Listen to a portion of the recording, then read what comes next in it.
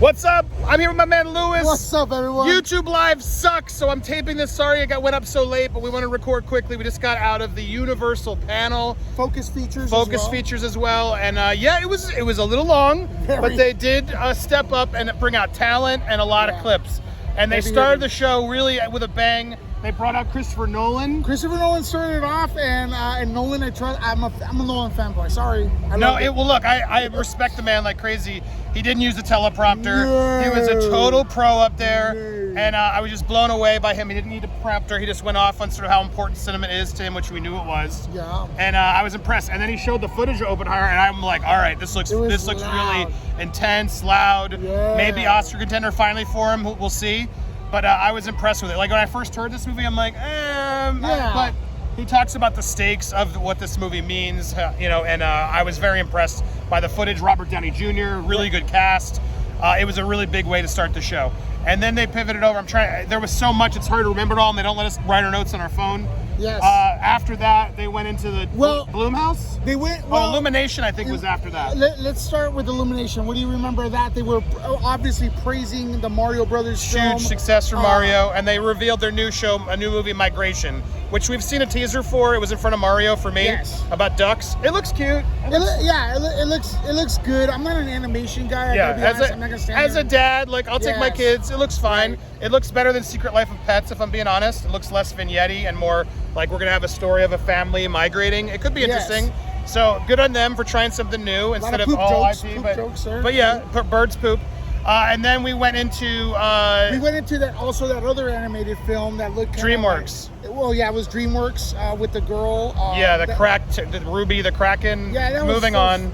Yeah. Just like whatever. And then they announced. Before that they showed Strays. Will Ferrell comes out with a dog and did a really funny bit with the dog on stage. The cameraman kept zooming on the dog, and Will Ferrell was playing and like, why are you filming him instead of me? It was very cute and funny. Will Ferrell stepped up, and Strays looks really funny. It looks really good. I kind of miss Will Ferrell. I know. I mean, his stand-up is A+. I don't know if he even does stand-up or what. But it's comedy, yeah. It's good. His really approach. Good. He's really good. Seeing him, it's not going to be him on screen, but his voice as the dog. You guys have probably seen that R-rated trailer. They showed us more. That movie looks crazy. It looks really fun. It looks really right fun. Nuts. I'm up for that. And then we saw, I'm trying to zoom ahead of where so there was a Blumhouse stepped out. Yeah. They brought in, what's his name? David Gordon Green.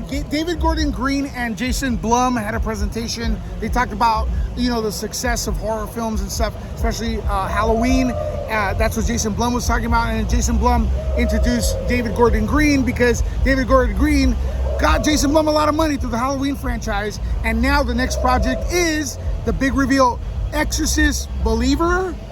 Singular? Yes, Believer. Yeah, this is a direct sequel to the 72 film. I'm sorry if that's wrong. It's 70s film. And they have the mom, the original Ellen mom. Burstyn's back, yep. Correct. And I don't know, there was a TV show too that was also linked to the original film. I don't know if it could beat, the show was actually kind of good. What do you think of it as a casual fan? Yeah, I mean, I know The Exorcist. I like The Exorcist. It's classic. It's scary. This looked okay. Like the fact that Ellen Burstyn was there, it looked like they were trying to be scary. The audience loved it. The audience was cheering, and the audience seemed impressed of the theater owners. But I'm over all these reboots of all the classics. It's like, I know they're upgrading it. It definitely looks more upgraded. And like faster, like the new horror pace, like it's there. Correct. The jump scares, I don't like jump scares. I think they're played out. They used the effects they used made it look like the original Exorcist. They were throwbacks to that. It got creepier at the end when they were finally possessed. I will admit that. I will give you a minor spoiler of the trailer if you don't mind. This is Pazuzu. The original demon is repossessing another girl, and there's a face-off with the mom. The line where they go, "I know you." That's kind of cool. Yeah, it feels like a better sequel and update, and there's two people possessed. It's like, there's a lot. It looks interesting. I'll say, for as much as I dislike this, it looked respectful-ish, And I don't know if the trailer's online because we just. I liked his first Halloween was good. I just didn't like the other two. I thought it was greatest hits. He's not the guy. He says over there, great. I like the first one okay, and then but this feels like they're trying to do that again. But they did announce there will be 3 of these, so I'm already like, Bottom It's like line, too much. Make a good one first, and then we can see if you've earned the other two. I don't Yes. like this horror. We're gonna make 3 of your classics already. Like, come on. Bottom line on. is this: it's a theater event. It's not really for nerds. They're trying to sell movies to the theaters. Horror is low maintenance, high profit. Yeah, agreed. Beautiful. For So the then, theater. I'm trying to. Sorry, they showed us a lot, but we're trying to do it. There was a lot. It was a very long presentation. It was folks. There was a lot. Lisa, do you remember what else they did? At Focus came out. There was 3 films they showed. God, I wanted. We don't My Fall notes Guy. are on my phone. We'll get there. Yeah. The Wes Anderson new movie, Asteroid City, looks like a Wes Anderson movie. Tom Hanks is in it. Right. Good cast. Steve Carell. We've seen the trailer for I've that. seen that movie 100 times. I feel like his style is starting to wear. It's Yes. like Wes Anderson fatigue. You either love it or you hate it. But if you want a lot of sterile, serious, weird, backdrops and stuff, then get ready because this is like an all-star Wes Anderson movie. Yeah. If you're into it, you're into it. If you're not, It's it is what it is. stylistic. The Yeah. Holdovers, I think it was called, with Paul Giamatti. That looked really good about a group in a prep school over the holiday. They don't have family, so he's got to watch them. That got That looks like emotional. good. That looks Alexander really Payne, good. who did Sideways, is doing it. It looked really good. And there was a film with Ethan Cohen and a female bad girl something, I forget, but that looked a little strange. Focus did those 3 trailers. And it's original Holdovers IP, was the one, original yeah. IP, so Holdovers that- was the one I was like, out of those 3, that's the one I was excited for. And then there were more. There were a lot more. Oh, they announced Kung Fu Panda 4. Jack Black. DreamWorks came out. Jack Black came out. It was hilarious. They didn't have a trailer because it's not coming out till March. He did have a trailer, Andy. I disagree with you. It was Jack Black acting Jack it out. Black improv. He Improv improv it. the whole script. Apparently, Jody gave an eye roll, but it's like he's gonna find a successor, and there's a girl who's gonna do it. So I'm sure they're gonna say, "Oh, woke Fu Panda," but Jack made it clear he's gonna have a big finale. He fights the chameleon, I think it was. Yeah. Who can mimic all of his past villains. So it sounds like they're doing a big finale with everybody, and then trying to find a new way to keep the franchise going. One mistake. We'll see. But Jack Black sold it for me. He's great. I love Jack Black. He makes us fat guys look very cool and flexible. One mistake I feel a lot of promotional people do is kind of exclude the audience and say, like, a couple of them, they were like, this is for female. And I'm like, oh, it's not for me? Some of this shit looks good. Yeah, well, watch Ruby it, Gilman, Teenage Kraken, is not for Lewis. But I want to watch. I wanted to watch it. But by them telling me that, it's like, That's definitely not for you. It's true. but I could enjoy it. Yeah. Well, then there was. We may be missing something on. I apologize, Universal, but that shows you what's sticking in our brains, long. and it's hard. We couldn't keep notes. But then they hyped up. If you think of anything else that we missed, let me know. Yeah. Fast X. Which one? Oh, Trolls. Trolls. They brought out Anna Kendrick and Justin Timberlake, who have good chemistry. Yeah. They did some funny bits, and we've seen the trailer. It's already out, so it wasn't a lot new. It was a longer trailer with a lot of unfinished animation. But There were a lot of boy band jokes Yeah. between the two. I liked the first one. It was cute. My kids liked it. The second one was not very good. Yeah. This one looks very better, sparkly. but Yeah. they were like theaters. So then they hyped up Fast X, and it was Michelle Rodriguez, Well, they Jordana were- Brewster, Yeah. Tyrese, and what's his name? Han came out. Yes. And they did a really, I actually thought was an interesting rundown of the whole 9 movies prior. Yes. Their involvement, they got emotional at 7, as I did, with respect to Paul. And then as they wrapped that up, they had some good exchanges. Then they introduced Vin Diesel, who suddenly is there too. But it was so awkward because they push off the cast, and Vin comes out for his solo time. Well, let me And it felt a little ego to me. And I'm like, dude, you couldn't stand there with your cast and let them be there too? I didn't get that vibe. It was a little awkward if you were there because they go, we're going to introduce our brother. Sorry, guys, we got a lot of stuff going on behind us, so bear with us. So in front of us, actually. So they introduce him, our brother. We love him, the main star, blah, blah, blah. And as he comes out, they go, Vin Diesel. As he comes out, they leave. And it's like, aren't you supposed to hey, nice for being here? it wasn't. It felt a little and then pushed he off. stays staring at them. Yeah, like, bye. Why'd you leave? And that was a little weird. Oh, did he give that look? That makes He me feel a did. bit better. He did. Well, to Vin Diesel's credit, he gave probably the best speeches of the night. Yeah. Nolan first, Vin Diesel second. Vin Diesel where he won went over off a lot. script, made fun of the teleprompter, Yeah. and really spoke to the theater owners of how important they are. from the heart. And I will say, even though I felt a little ego at the beginning, and I've heard that about him, Yeah. he came across very genuine and nice and sincere, and just went off on a nice rant. Or not rant, but speech rather, about theaters and thanking the audience Right. and the theater owners. So he earned my respect by there. So He props did. to Vin. You did a really good job. Yeah. And he made fun of the prompter. You guys don't want me to read this garbage? Yeah. And he was right, because the prompters are deaf for Very the teleprompter very heavy, bad. yeah. Didn't help. And then after that, we went into had a 89 was it 8911 or the stunt crew behind John Wick. David Leitch showed up. Who he did a Bullet Train and Deadpool Yes. 2 and all that stuff. His stunt crew did a whole crazy thing on stage, which was kind of fun. And then he brought out Ryan Gosling and Emily Blunt to premiere footage from their new movie, The Fall Guy, based Which on the is- old show. Yeah, an old show. And I don't understand that concept, Andy, because that show is like way old. Yeah. I'm not sure if It doesn't matter. It's about a stuntman, is really what it is. Lee Majors is in there. Lee Majors $6 million stuntman, and so the movie's like a stuntman getting in a relationship, and then like you're seeing the stunts done by the stuntman. It's a clever concept and a good probably for him. The action looked great, the footage looked great, and it's an emotional like love story.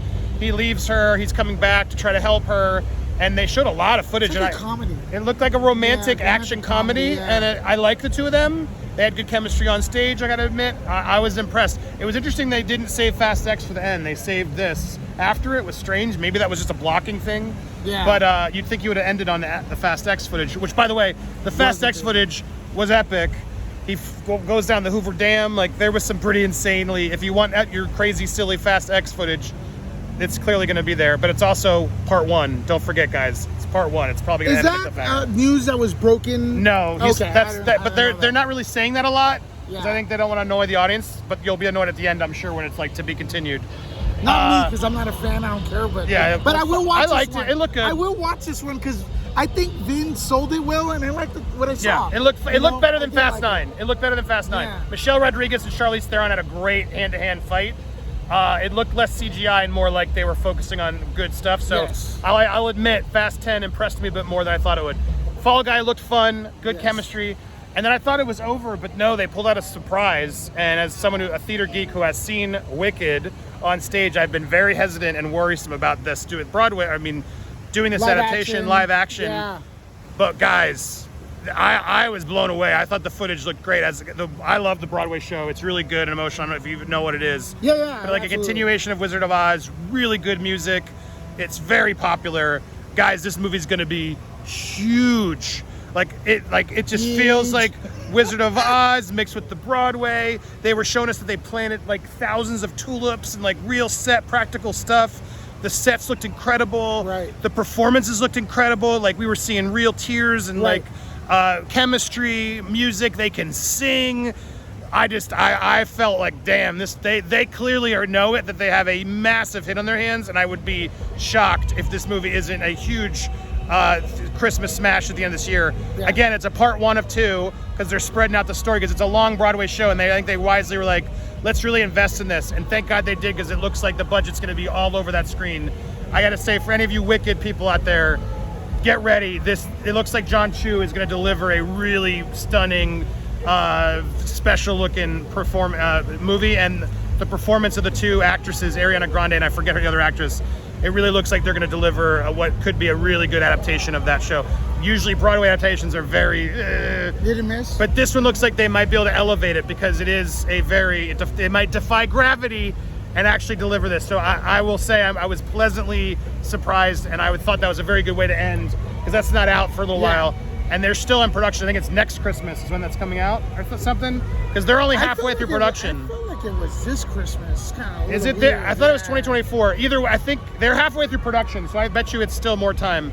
But kudos to Universal. That was a nice surprise, and I was impressed by the footage. So overall, I thought this was better than Sony. It was on par, better than Disney. It was on par with Warner Brothers. They delivered, and the stars came out. Jack Black, Will Ferrell. It was a good, Heavy hitters, They definitely. did. Nolan was there.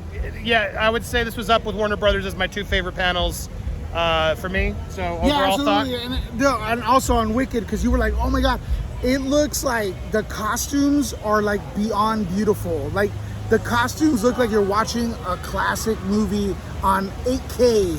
Like the definition is beautiful, the cinematography is beautiful, the costuming is like incredible, and the fact that they're using practical effects, it looks like, and it really honors what the at least the look wise of the Wizard of Oz that we remember and that we love. It really looks like it's there. It looks like because the Wicked musical is a really good continuation and like sort of version of it that makes it its own. And so if they can pull that off on the screen, it's going to be massive. So thumbs up to them. So overall, good job, Universal. I'd say it was a good presentation. Some of the studio execs always just tighten it up. I know they want to be there; it's their moment, but it was a lot. It felt long. Yeah. It felt long at times. But overall, I like some of them are nice.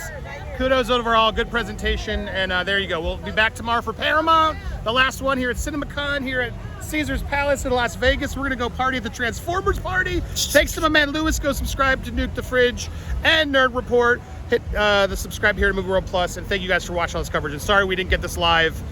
I don't know what's going on with this YouTube phone, but it sucks. YouTube, your phone mobile live here sucks.